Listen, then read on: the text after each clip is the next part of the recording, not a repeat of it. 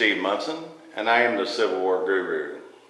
And I am on assignment here in historic Bardstown, Kentucky, at the Battle of the Western Theater Museums. And the only museums dedicated to the war in the Western Theater, this is it. And in front of us is a spectacular display. This is Brigadier General William Woodruff of Louisville, Kentucky. This guy was a crackerjack of a soldier. He was born in Louisville, and by the age of 34, when the Civil War came into vogue, he was planning to be a politician.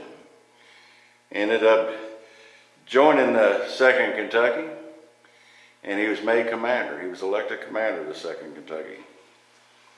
And in front of us, I'll stop there and then just kind of give you, while I'm babbling on here, what you're looking at. There's 3 swords there that are presented to him. The citizens of Louisville, Kentucky, friends from Louisville, Kentucky, and also the officers of the 2nd Kentucky. These are the presentation swords. We have his police model pistol. We have his 18-karat gold watch with a big federal eagle embossed on it. We have his smoking pipe. We have a few other artifacts in there. We have his uniform. Now this is gonna be interesting. We have his uniform from 1880s. His hat from 1880s. And we'll get to that story here in just a second. But this is an outstanding display. And he was right in it at the beginning. He was in Virginia and he was captured. He was captured by Confederate General Jenkins and George Patton's grandfather. And he was imprisoned in Charleston, South Carolina. He was the commander of the 2nd Kentucky, and Mr. Thomas Sedgwick, Colonel Sedgwick, replaced him. And anyway, they released him. They swapped prisoners. He got back, come back to 2nd Kentucky, and he found out they had another commander while he was in prison. And so then the Battle of Murfreesboro, or we call it Stones River, came about, and the 2nd Kentucky again had 2 commanders. He was in charge of the artillery, and Colonel Sedgwick was in charge of the rest. And he got wounded there at Stones River, and he went to the hospital, and he got thinking, and he just resigned. President Lincoln had promised him another regiment that he could command, but it never came through. So he was angry. So he submitted his resignation to Rosecrans. And he was bitter, bitter, and bitter about it. And he was a big politician when he came back to Louisville and after the war. And he had so much political power. In 1880s, the House in Frankfort, they made a resolution and promoted him to Brigadier General of the state of Kentucky.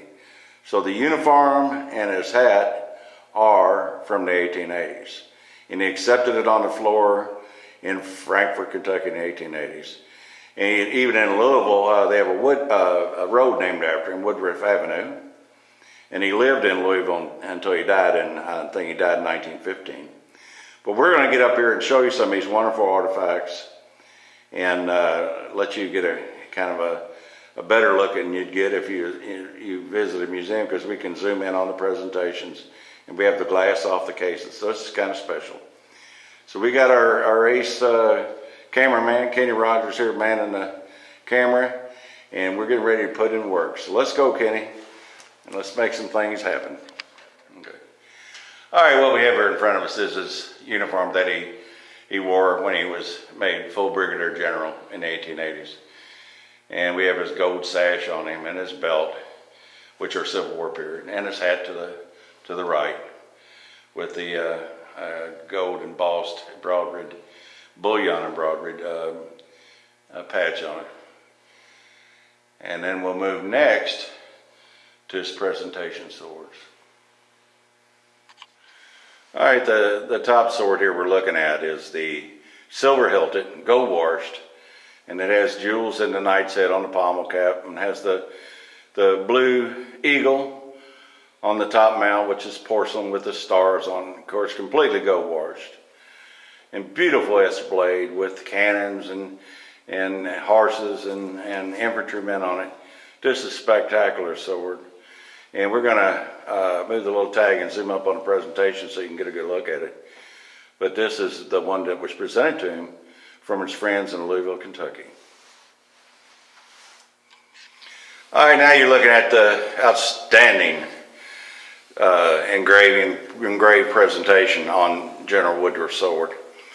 And it's again from his friends in Louisville, Kentucky on April 23rd of 1862. And actually we know who engraved this, a guy named Herschel, and he was at 3rd and Market Street. He was the engraver for the military outfit that's there. So this is a spectacular, untouched sword. Now the next one we'll zoom in on and get you a good look at it. So Kenny, we'll go to the next sword. All right, this is his model 1850 Staff and Field Officer's sword.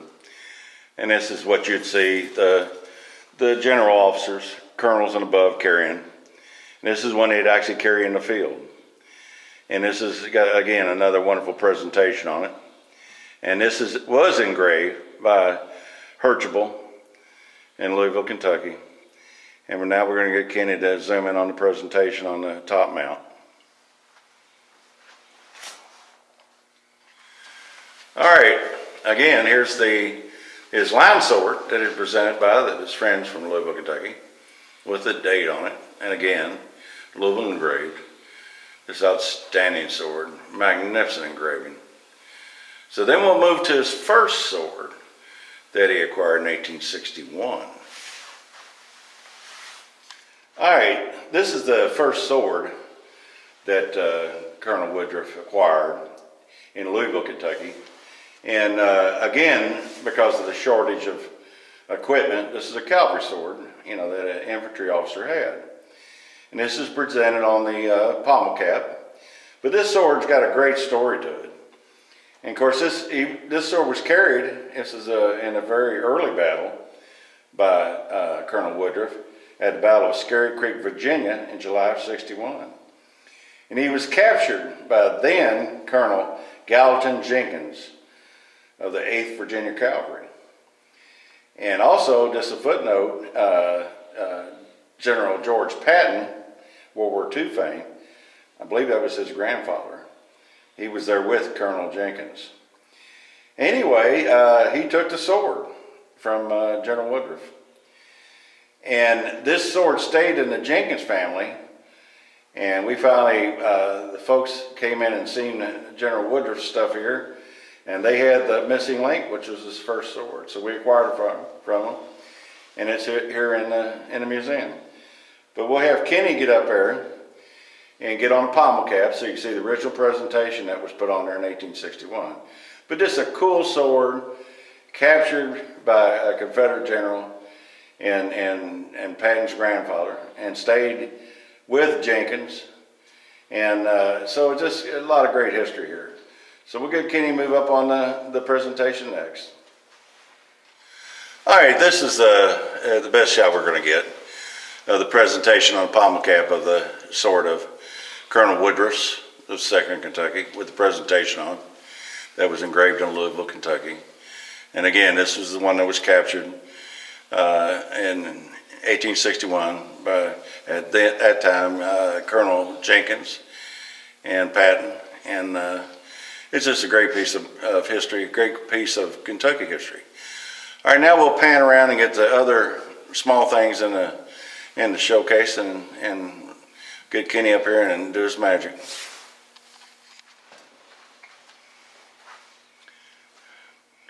All right, here we have his pocket telescope and his smoking pipe. Wonderful smoking pipe, absolutely fantastic. His chapeau from the 1880s.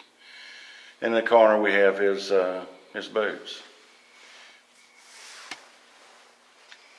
All right, we want to make sure we got this photo of Colonel Woodruff and he's in his Napoleonic stand where he has his hand tucked in his frock coat. But that was taken in 1861. All right, here's a close-up of his 18 karat gold pocket watch with a magnificent American Federal Eagle embossed on the front. It's a key wind watch. Matter of fact, I just put the key in it and turned a little bit, so it was still running, and you can see the second hand moving. And it has its original 18 karat gold chain and keeper and the original key wind. Just a fabulous watch. And of course, this guy was from a wealthy family. You know, I'm not sure what the maker was on this particular watch, but I'm almost sure it's French made. Just a wonderful piece of American history. All right, this is the final shots of General Woodruff's case, and Kenny's just going to pan around in it and get the final items over here on the right. And while you're looking, again, from the old Civil War Guru, and you can check us out on my channel, and this will be on the old Bardstown Village and Civil War channel, and Facebook, of course. And you can enjoy these things, and again, when you get time, come down and visit us. Okay, again, from the Civil War Guru and the directors here at the Battles of the Western Theater Museum, we bid you farewell.